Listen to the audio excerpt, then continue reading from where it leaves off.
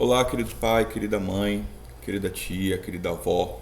Eu sou professor de matemática do filho de vocês, do neto, do sobrinho. Eu estou aqui para fazer uma mensagem para tentar melhorar o desempenho do seu filho e o resultado dele durante esse ano, ok? A mensagem que eu tenho agora é muito importante, então para um pouco e tenta ouvir claramente.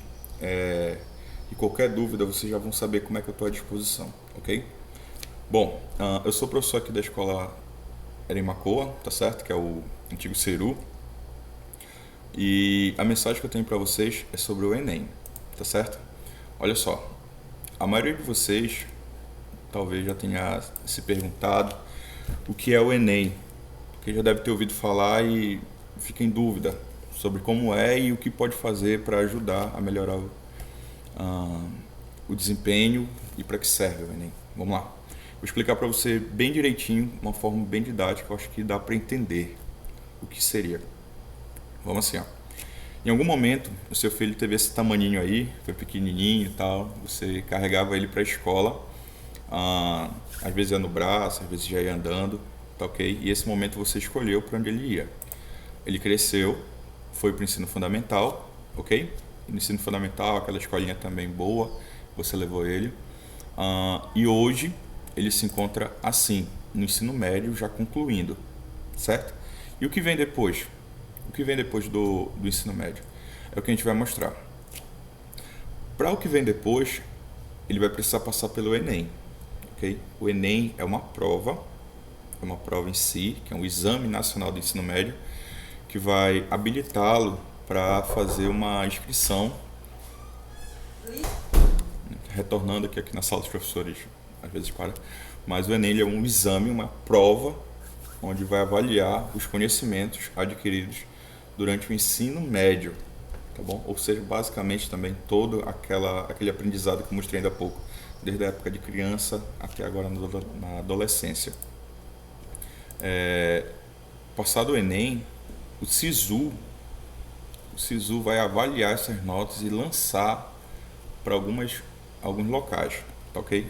Observa só um desenhinho aqui desse logo, como tem como se fosse 3 dedinhos aqui, e o Enem é o sentido contrário, entendeu? É como se fosse assim, o Enem pega a informação, lança para um local e o SISU lança para outro, certo? E que local é esse?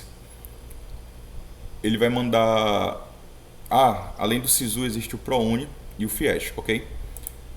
Esses três camaradas, depois do Enem, essas 3 modalidades, é o que vão dar nota para as universidades, certo? Então, assim, o mais importante é o SISU, vem depois do Enem, ok? É com ele que ele entra na universidade pública, onde você não paga mensalidade, onde você não paga uma série de coisas, e ainda é capaz que o menino ou a menina receba bolsa remunerada, tá certo? Já o ProUni, ele vai dar partida para universidades particulares, faculdades particulares, e aí você vai desembolsar um valor caro, se for o caso de optar por esse. E o FIES é o financiamento estudantil, que é uma coisa que eu não recomendo para os alunos olharem por esse ângulo não, porque é um negócio que se torna caro e perigoso, porque se ele não concluir, ele acaba pagando, ok? Então as 3 modalidades depois do Enem, depois que ele tem a nota do Enem, que é a fase mais importante, são o SISU, o ProUni e o FIES, ok? De novo, o SISU é quem dá origem às universidades públicas.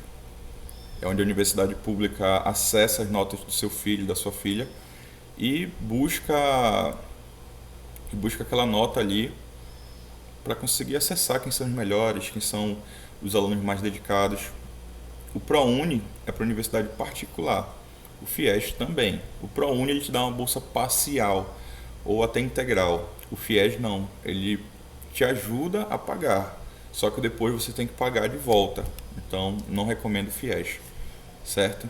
E aí o que eu mostro de tão interessante é isso, no final seu filho numa universidade, ok? É aqui que ele vai se tornar um engenheiro, um médico, um dentista, um advogado, um existe uma gama de profissões maiores, tá certo?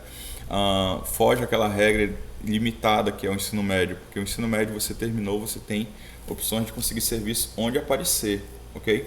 Já na universidade não, você vai buscar novos serviços, novos empregos, novas oportunidades, certo? Bom, eu espero ter esclarecido nesse primeiro momento o que é o Enem, tá bom? Agora eu vou pedir para você pegar papel e caneta, pega um papel e uma caneta, para anotar algumas datas importantes, tá certo? Ok, deixa eu abrir aqui. Pronto. Deixa eu ver se consigo ler por aqui. Consigo. Bom, o Enem é o seguinte, ele dura um ano, ok? Deixa eu ver se eu consigo abrir aqui no navegador. Pronto. Isso aqui é o calendário do Enem, certo? Publicação do edital oficial, ainda não foi divulgado essa data aqui, ó. Ainda não divulgado. Justificativa de ausência, Enem 2022, aqueles que faltaram do ano passado. E solicitação de isenção. Essa palavra aqui, isenção, para alguns não é tão conhecida. A isenção quer dizer que você não vai pagar nada, ok? Os meninos aqui, as meninas, conseguem fazer a inscrição para isenção, só que nem todos conseguem receber isenção. Às vezes por uma falha de documento, algumas falhas de algum erro no sistema mesmo do governo federal não bate muito bem. Então isenção é aquilo que ele não paga, ele não vai pagar o Enem. A maioria deles consegue isenção da taxa de inscrição do Enem, ainda não foi divulgado, ok?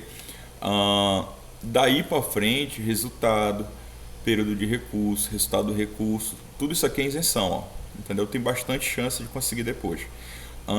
E a data que eu quero que você anote, a primeira data é essa daqui, ó. É um período, na verdade, de 8 a 19 de maio. Deixa eu ver se eu consigo abrir aqui. Maio, aqui para mim está aparecendo que vai ser de segunda até uma outra sexta, entendeu? Então essa data aqui é muito, muito importante. Até lá, a documentação do seu filho, da sua filha tem que estar toda certinha, corretinha, identidade, CPF.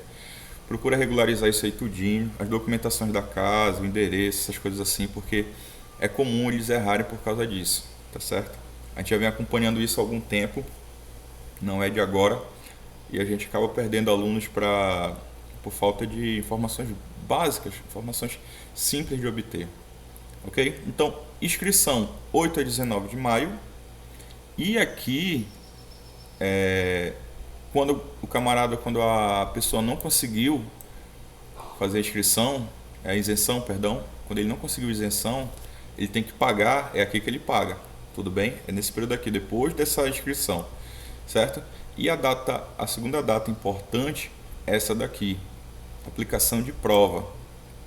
Perceba que ela é no final do ano, tá bom? Ela é próximo a dezembro, no caso. E é esse tempo aqui que é muito apertado para nós. Nós estamos agora em março, 1º de março. Daqui para novembro vai ser um turbilhão de coisas, muita coisa mesmo acontecendo, e tem que estar tudo preparado. É aí que você entra junto com a gente, tá certo? É aqui que você entra, nessa data. Em novembro, ele tem que estar com os assuntos, tem que estar com a grade completa de estudo para o Enem. Isso daí a escola provê. Só que o que acontece? Como são adolescentes, são jovens, às vezes tem um certo nível de imaturidade ou insegurança. E essa insegurança acaba influenciando tanto ao ponto que às vezes a nota do terceiro ano seja menor que a do segundo. Por quê? Medo, a insegurança, essas coisas aí não tem como fugir. Acontece, tá bom?